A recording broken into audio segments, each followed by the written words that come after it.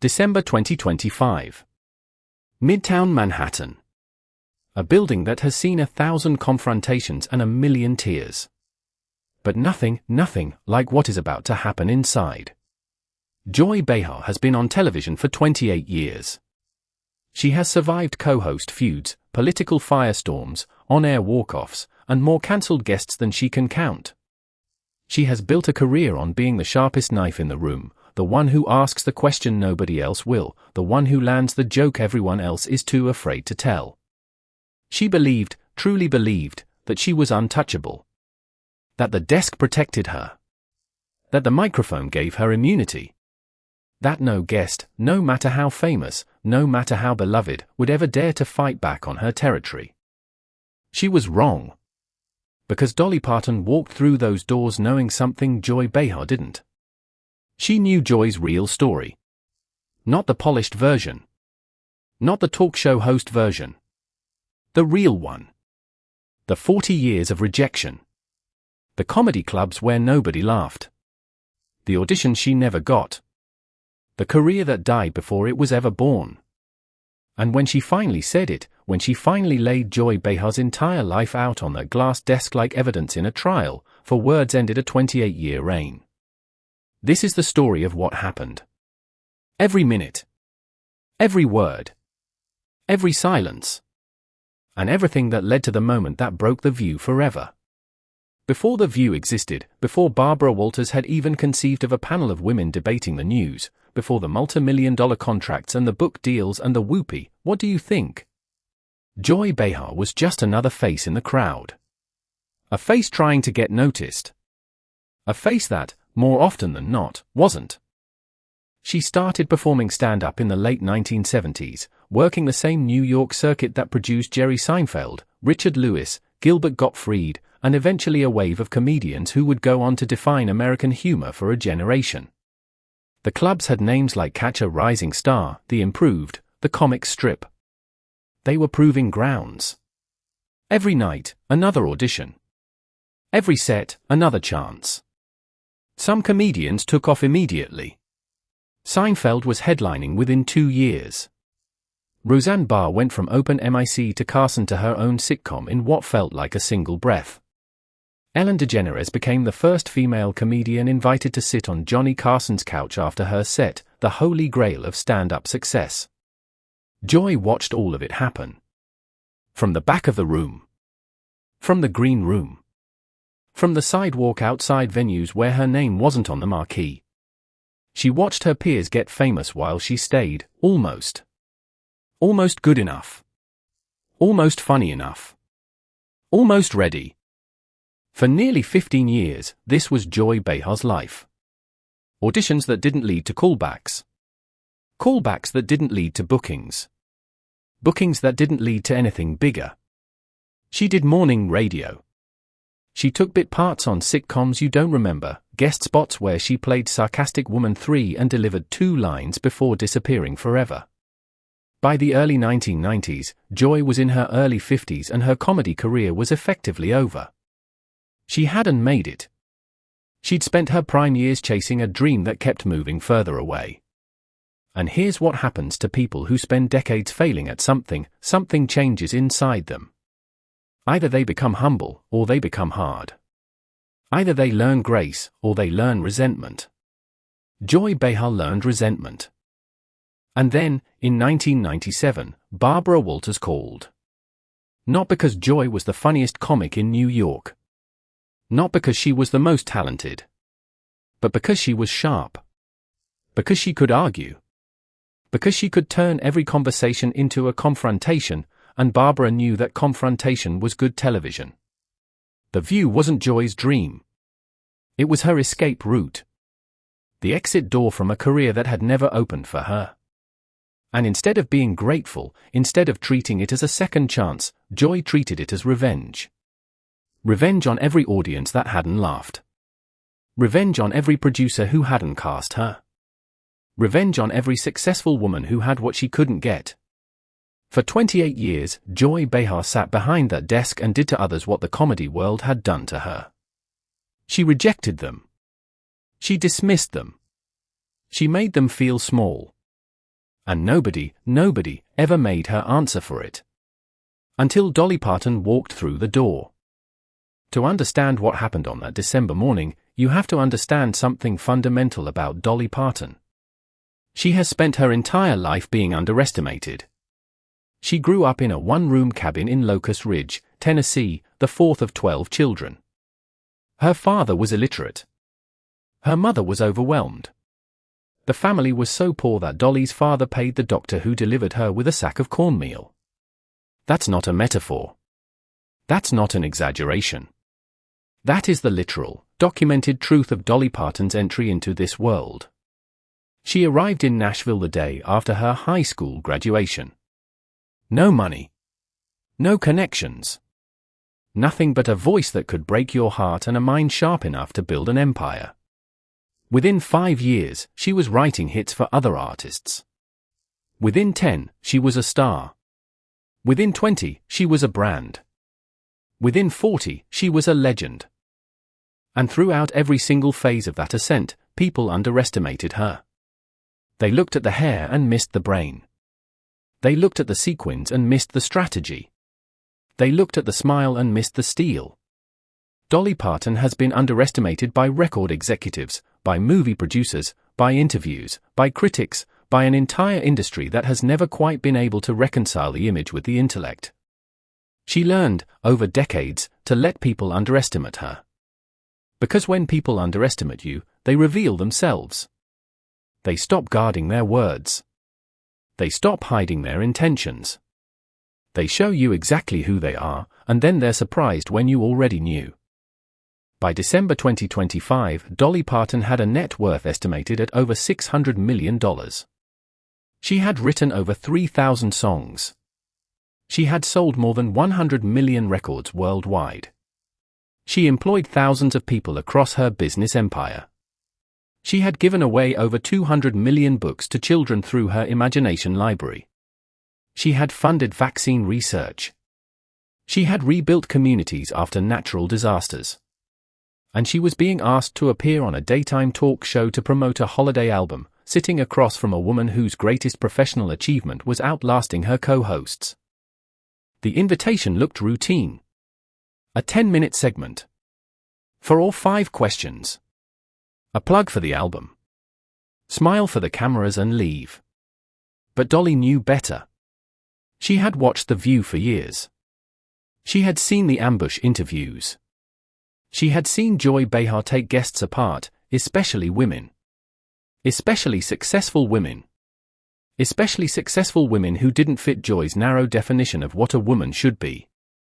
And Dolly had noticed something else, something most people missed. Joy's cruelty wasn't random. It was targeted. She was cruelest to women who had what she never did, careers they built on their own terms, outside the system, outside the approval of gatekeepers like Joy herself. So Dolly prepared. Not with talking points. Not with a PR strategy. She prepared the way she always prepared, by knowing exactly who she was and refusing to apologize for any of it. She walked into that studio not looking for a fight, but absolutely ready to finish one. The first segment went exactly as planned. Dolly entered to a standing ovation, not the polite, producer-cued applause that most guests receive, but genuine, unforced enthusiasm. People in that audience had grown up with Dolly Parton. She had been the soundtrack to their childhoods, their holidays, their heartbreaks. Seeing her in person felt less like a talk show segment and more like a religious experience. Whoopi asked about the holiday album. Dolly told stories about recording in Nashville, about choosing the songs, about her memories of Christmas in the Smoky Mountains. The audience laughed at her jokes. They nodded along with her wisdom. They were, in every sense, in the palm of her hand. Sunny Hostin asked about the Imagination Library, and Dolly's face lit up, genuinely lit up, the way it always does when she talks about children and books. She explained how the program had started with a simple idea in her father's honor. She talked about the 200 million books they had given away. She got emotional, real emotion, the kind you can't fake, and the audience got emotional with her. Through all of this, Joy Behar said almost nothing. She sat at the end of the table, watching. Her eyes tracked Dolly's every movement with the intensity of someone studying footage, looking for vulnerabilities. Every time Dolly laughed, Joy's jaw tightened. Every time the audience applauded, Joy's smile flickered, just for a microsecond, just enough to notice if you were looking for it. This is the thing about interviews who have been doing the job too long. They stop listening. They stop being curious. Instead, they scan for openings. They treat conversations like chess matches. And Joy Behar had been playing this game for so long that she'd forgotten what it felt like to simply be present with another human being. And then, somewhere around the 10-minute mark, Joy found her opening. Dolly had been talking about image, about how she'd developed her look as a young woman in Nashville, about the inspiration she'd drawn from the town tramp back in Locust Ridge, about how she'd always believed that looking the way you wanted to look was a form of freedom, not oppression. "So, Dolly," Joy said. Her voice was casual, too casual. The kind of casual that signals danger. "You've been doing this a long time." Dolly turned toward Joy for the first time. There was no hesitation. "I have," she said.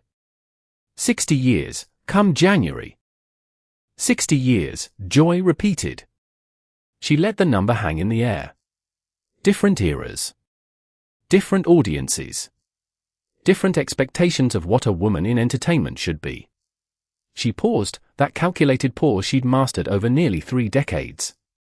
And yet somehow you've never really changed your image. You've sort of frozen yourself in time. The studio atmosphere shifted almost imperceptibly. Dolly didn't flinch. "Well," she said, her voice light but her eyes steady, "I've always believed that if you know who you are, you don't need to chase every trend. Trends come and go. But who you are, that's the only thing you really own." The audience applauded. It was a good answer, wise, grounded, real. Joy didn't join the applause. "But don't you think," Joy continued, "that there's something performative about that consistency?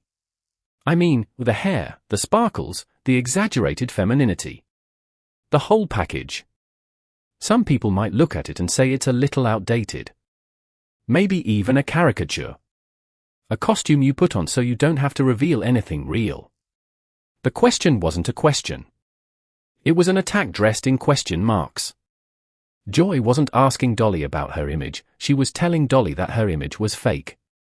That 60 years of work, 60 years of choices, 60 years of being exactly who she wanted to be, it was all just a costume. A performance. A lie? Dolly Parton has been underestimated her entire life. She recognized this moment. She had seen it coming from the second she walked through the door. And she had made a decision, somewhere between the dressing room and the set, or maybe years before, or maybe in that exact heartbeat, that if Joy Behar wanted to talk about failed careers, she was going to get more than she bargained for. Joy kept pushing. That was her method. Probe, provoke, retreat, play victim. It had worked for 28 years. It had worked against politicians, against celebrities, against activists, against anyone who dared to sit in the chair across from her. It was the only play in her book because it was the only play she'd ever needed. "You present yourself as this icon of female empowerment," Joy continued, leaning further into the attack, "but your entire brand is built around what men wanted women to be for decades. The tiny waist. The big hair. The exaggerated curves. It's not exactly progressive, is it? A woman of your influence, your platform, and you're still performing a version of femininity that was designed by men, for men." Dolly let the word settle. She didn't interrupt. She didn't defend herself. She simply waited, the way someone waits when they already know their next move and are in no hurry to reveal it. Then she spoke. "Joy," she said, and her voice was softer than anyone expected. Softer than the situation seemed to warrant. "You've asked me a lot of questions about my image. My career. My choices as a woman. What I wear, how I look, who I'm dressing for." She paused and tilted her head, the gesture was almost maternal. "Let me ask you something now." Joy blinked. "I'm the interview here. And you've been doing a wonderful job, Dolly said, and somehow, impossibly, it sounded genuine. But I'm curious about something. You seem very interested in careers. In how women build them. In what's real and what's performance. She leaned forward, mirroring Joy's posture. So let me ask you. How long has it been since anyone asked about your career? Joy's smile didn't fade, it shattered. For one brief, unguarded moment, her face showed everything. Confusion first, she wasn't used to being the subject. Then defensiveness, her shoulders squared, her chin lifted. Then something else. Something that looked almost like fear. I'm on television every day, Joy said. Her voice was thinner. The authority had drained out of it. People see my career. Every morning. Millions of people. Do they? Dolly asked. The same softness. The same warmth. But the question was a blade. Because I remember when you were a comedian. I remember the clubs. I remember the lineups. I remember watching you open for people who went on to become stars, and I always wondered what had happened to the girl who was supposed to be the next big thing. I'm not sure what you're implying, Joy said. Her voice was barely a whisper now. I'm not implying anything, Dolly replied. Her voice was still gentle, impossibly gentle, given what she was saying. I'm asking sincerely. Because I've watched you for a long time, Joy. I've watched this show. I've watched these interviews. And I've always wondered, what happened to the dream you started with? The comedy career? The one you wanted before the desk? Before the panel? Before you decided that cutting other women down was easier than building yourself up? The question sat in the air like smoke. And everyone in that room, every single person, realized at exactly the same moment that Dolly Parton hadn't walked into that studio to promote an album. She had walked in to deliver a reckoning. The studio had gone deathly quiet. Not the polite quiet of a TV audience waiting for the next segment. The kind of quiet that happens in the gap between lightning and thunder when you know something massive has just happened and you're holding your breath waiting for the sound to catch up. Joy's face cycled through emotions faster than the cameras could track them. Shock first, the slack-jawed disbelief of someone who has just been struck and hasn't yet felt the pain. Then anger, hot and fast, flushing her cheeks, narrowing her eyes, making her fingers curl into the desk. Then something underneath the anger. Something that looked almost like grief. The grief of a secret you've carried for 40 years suddenly becoming public knowledge. How dare you, Joy finally managed. The words came out cracked, not the sharp, authoritative tone she'd used for 28 years, but something raw and unpolished. The voice of the person beneath the persona. How dare you sit there and talk about my career? You don't know anything about my career. I know enough, Dolly said. Her voice hadn't changed. Still soft. Still warm. Which somehow made it worse. I know you spent nearly 20 years trying to make people laugh. I know you played clubs where the audience was more interested in their drinks than your set. I know you auditioned for roles that never came. I know you watched your friends get famous while you kept waiting for your turn. I know, Dolly continued, that when this show came along, you didn't take it because you wanted to. You took it because it was the only door that opened. And I know that instead of being grateful for that door, instead of using it to become the best version of yourself, you used it to punish everyone who had what you couldn't get. Every successful woman who sits in that chair becomes a target. Every guest who's built something you couldn't build becomes an enemy. And you've convinced yourself, all these years, that it's journalism. That it's tough questioning. That it's holding people accountable. But it's not, Joy. It's just bitterness. It's 40 years of bitterness dressed up as bravery. Joy stood up. The chair scraped against the floor, a jagged, violent sound that made half the audience flinch. She was on her feet now, hands planted on the desk, leaning forward like an animal that has been cornered and has decided to fight instead of run. You don't get to do this, Joy said.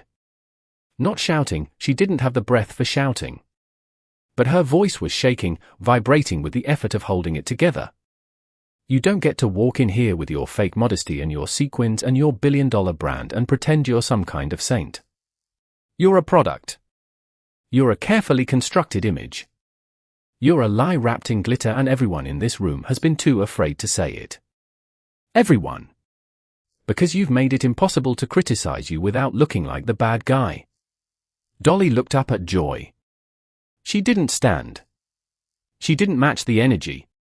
She simply looked up, the way a parent looks up at a child who is having a meltdown in public. Not angry. Not afraid. Just sad. Honey, Dolly said. The word, that single word, landed like a blow. Not because it was harsh. Because it was kind. Because in the middle of the most humiliating moment of Joy Behar's professional life, Dolly Parton was still being kind. I've never asked anyone to be afraid of me. I've never asked anyone to lie for me. I've only ever asked one thing, to be treated with the same respect I give to everyone else. She paused. You should try it sometime. Respect. People might actually stay. Joy was unraveling in real time. The composure she'd maintained for nearly 3 decades, through co-host feuds, through political firestorms, through every controversy and cancellation and crisis, was gone. Not cracking. Gone. What remained was something raw and uncontrolled and deeply uncomfortable to watch. You want to talk about failed careers? Joy's voice had risen. She was almost shouting now, the words tumbling out faster than she could control them. You want to talk about bitterness? Let's talk about a woman who spent 60 years in the public eye and still can't let anyone see who she really is. Let's talk about someone who's built an entire identity around being underestimated because it's easier than being evaluated.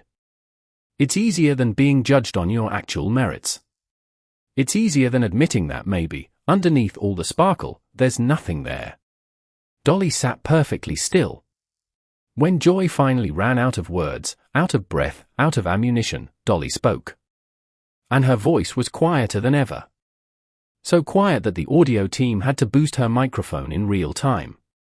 And somehow, that quietness was more devastating than any scream. You keep using that word, Dolly said. Accountability. You've used it with every guest who's ever sat in this chair. You used it with politicians. You used it with activists. You just used it with me. She paused. But you don't want accountability, Joy. You've never wanted accountability. You want control. You want to be the one who decides who's worthy and who isn't. You want to be the gatekeeper. The judge. The final word on whether someone is real enough, progressive enough, good enough to deserve their success. But here's what you've never understood about gatekeepers, Dolly continued, her voice still soft, still steady. They only get to keep the gate if someone respects the fence. They only get to be the judge if people accept their authority. And you, Joy, you've spent 28 years on this show and you haven't built authority. You've built fear. People don't come on this show because they respect you. They come because the publicity is worth the abuse. And the thing about fear, Dolly said, is that it only works as long as nobody calls your bluff.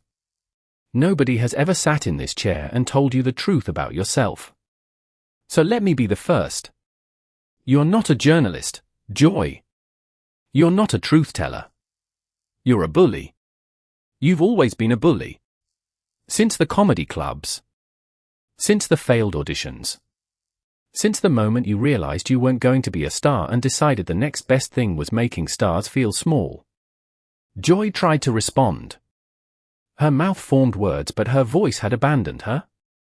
She looked around the studio, at the audience, who were now openly shaking their heads.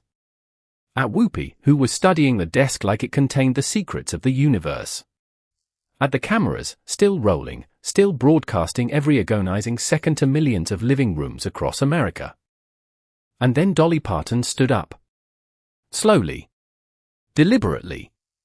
Not like someone rising to meet a challenge, like someone who has finished what they came to do and is ready to leave. She leaned forward, just slightly, just enough to close the space between them. Her voice was soft, almost a whisper. Almost kind. "Joy," she said. "You're done." For words. That was all it took. For words to dismantle 28 years of carefully constructed authority. For words to remind everyone watching, millions of people, in real time, that behind the sharp tongue and the political commentary and the self-appointed role as America's conscience, Joy Behar was still the failed comedian from the 1970s who had never, ever gotten over it.